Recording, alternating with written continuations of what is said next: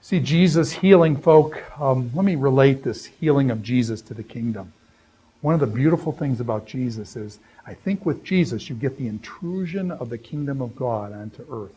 And so Jesus walks up to this guy who cannot walk. He's crippled. And Jesus says, your sins are forgiven you.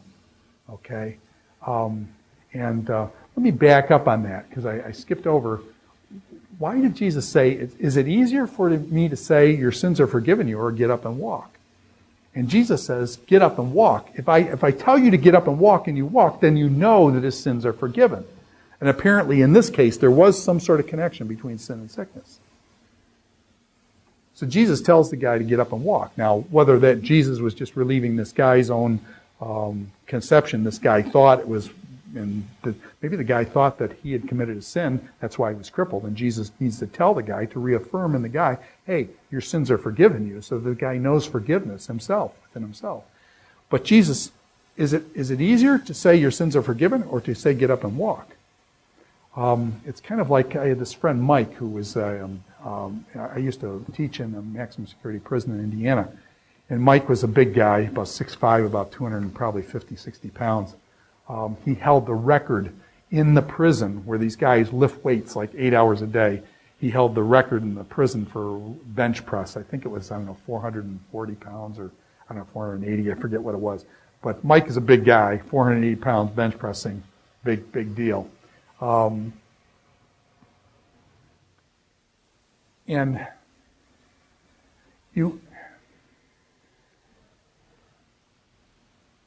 sin and sickness, are they connected? And all I'm saying is no. If Mike can bench press 480 pounds, how is he going to react when he does 150 pounds?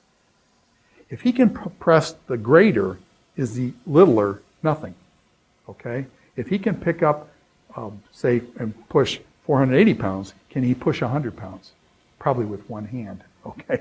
So what I'm saying is, if you can do the greater, then of course you can do this. This is called an argument a fortiori. If you can do the stronger, then certainly you can do the lesser. If you can do the stronger, certainly you can do the lesser.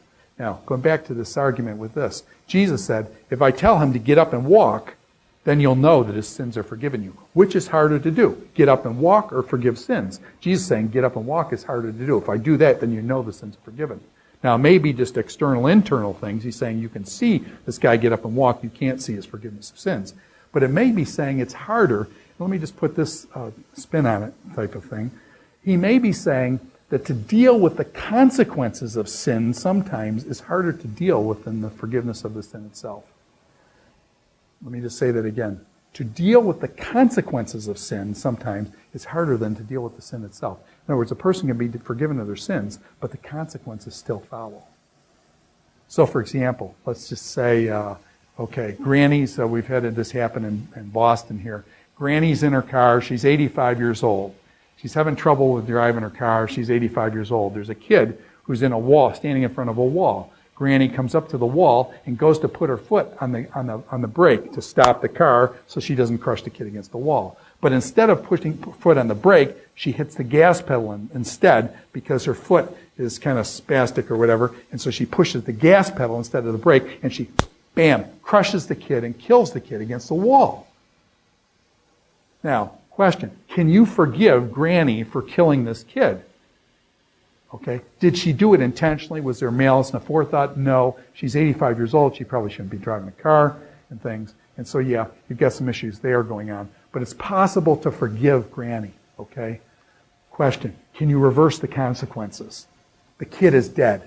Can you reverse the consequences? No. The consequences of sin are often harder to deal with than the sin itself. She can be forgiven, but the kid's still dead.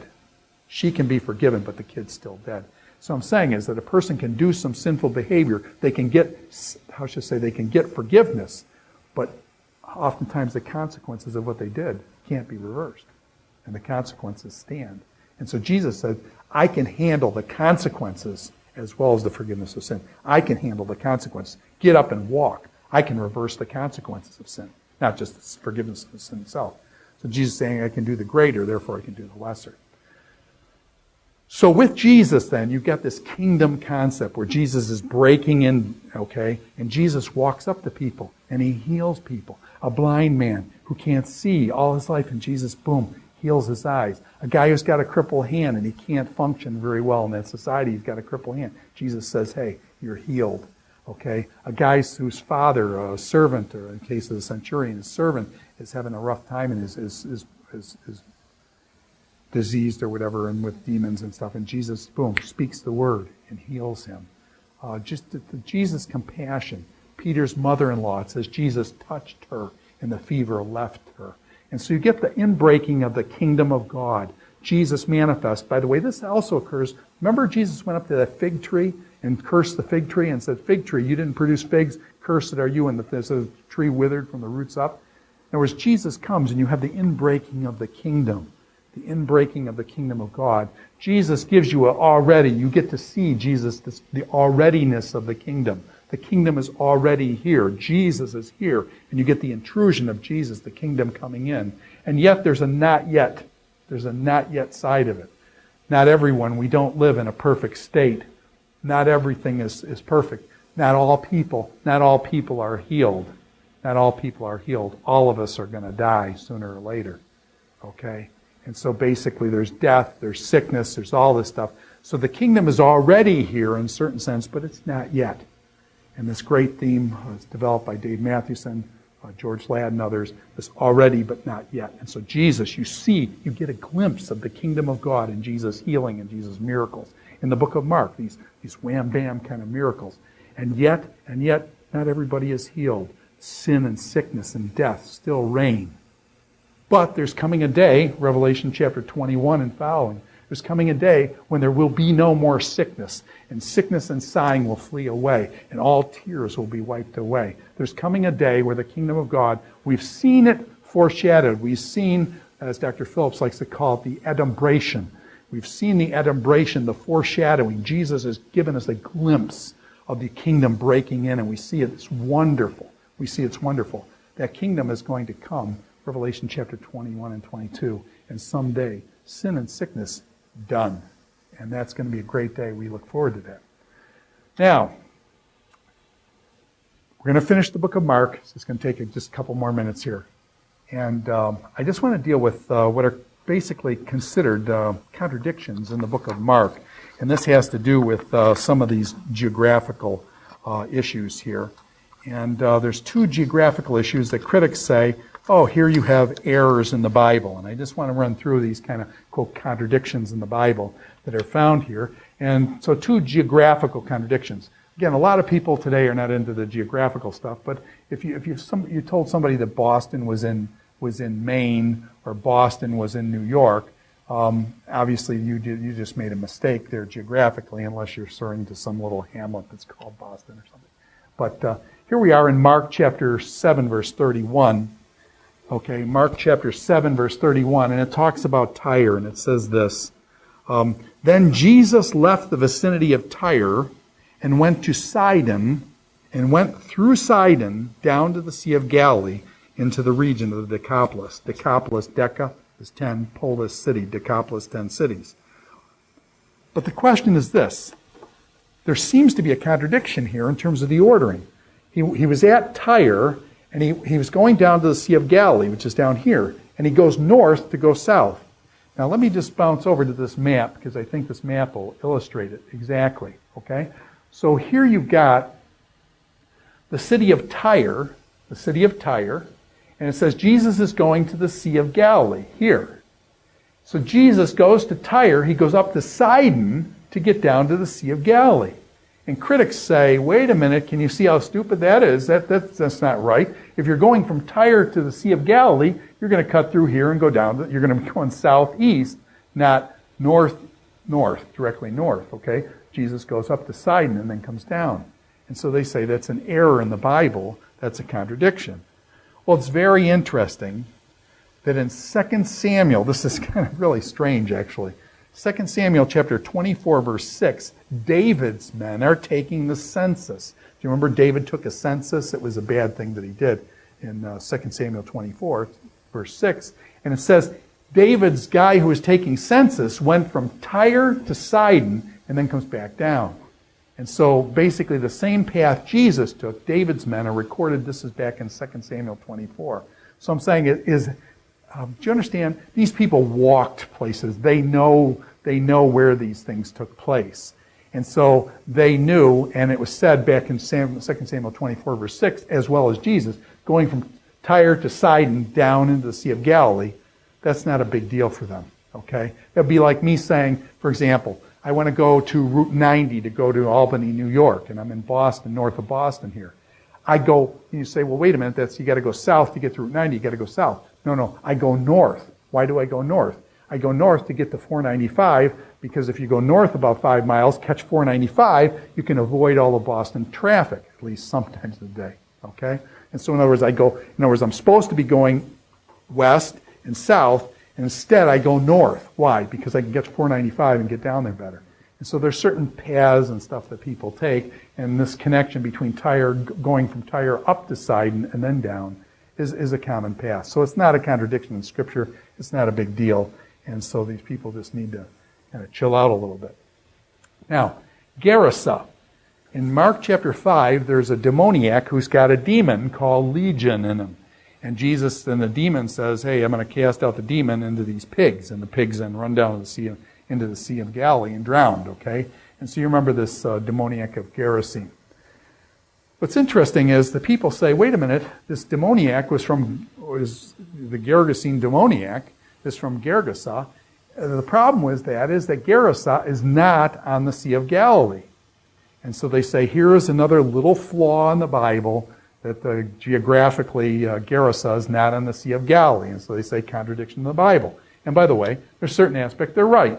And if you look at this map then, and you come over here to the Sea of Galilee, here's Gerasa, and you see it's about 25, 30 miles across. You got to go across Wadi Yarmouk here, and there's Gerasa. It's about, 20, 25 miles here across, okay? So therefore, Gerasa is not on the Sea of Galilee.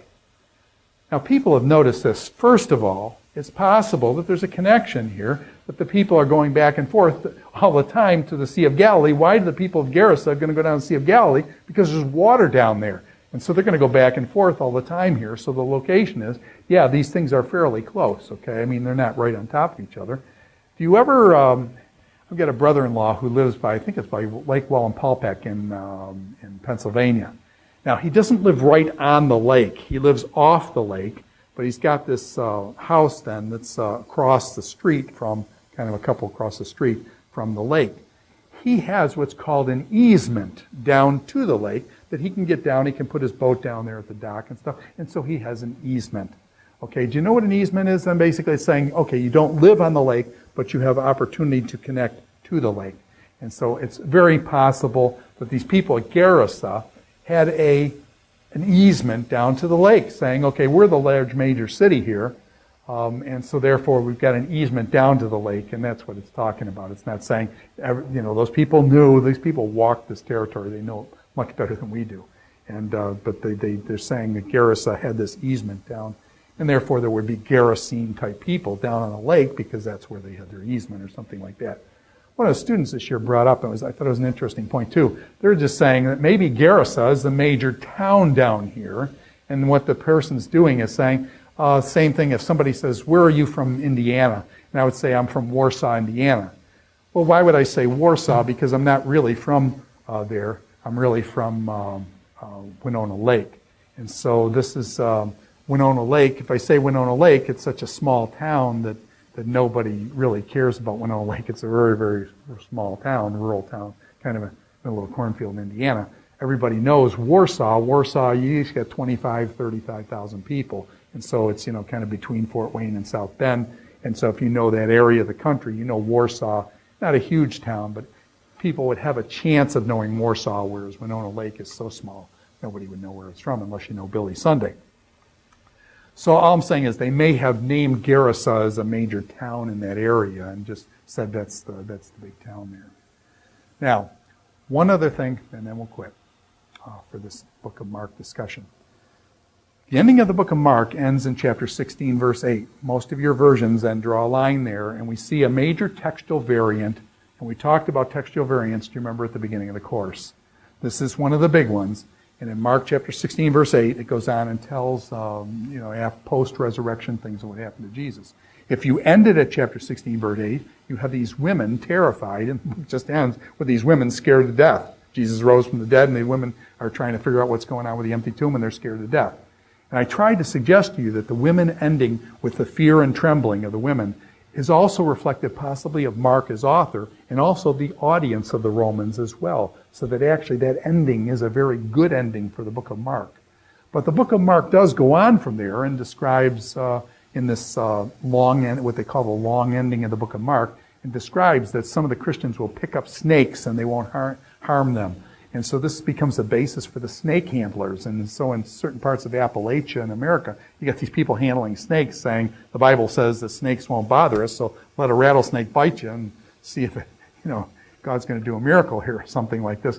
And all I'm saying is you got to be really careful. Let me just say this. When something is a major textual variant, does the Bible say that we should be picking up snakes? There is no other place in Scripture that says that. If it only says that in a textual variant, don't base any major theological points on a textual variant. Do not base any major theological statements on a textual variant. So I think you got to be very weary about picking up snakes and them biting you and thinking you're going to get away. Okay? That's in a textual variant thing. That's the only place in Scripture it occurs, and it's only in this textual variant. And so what I'm saying is, now by the way, when it talks about Jesus dying for our sins, okay, there's the Bible talk all over the place about that. So you've got that said repeatedly in hundreds of places. So our doctrines, all of our major doctrines, are based on solid text without these textual variants and stuff. And what I'm saying is that's what you need to focus on, the things that are major in Scripture that are done over and over again. They're not involved in textual variants. So don't base any major theological thing on a unique textual variant as in the end of the book of Mark 16. It's a wonderful passage to read. The long ending is good to read and things like that, but what I'm saying is don't put too much weight on some of those things that are totally different, totally strange. So, okay, that ends the book of Mark, and when we start up next time, we'll begin with the book of Luke.